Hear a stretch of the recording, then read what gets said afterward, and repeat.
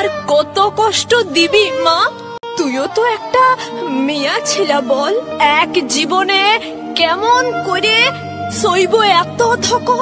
সবাই কেনে মনে করবে আমরাকে ছোট ছেলের খেলনা? কাজ ফুরাইলে ছুড়ে দিবে আমরা এত ফেলনা? আমরা কি শুধু ভোগের জিনিস? ফেলবো চোখের লর? কিসের জন্য জন্ম দিলিস? কোরআনে লাগছে ডর।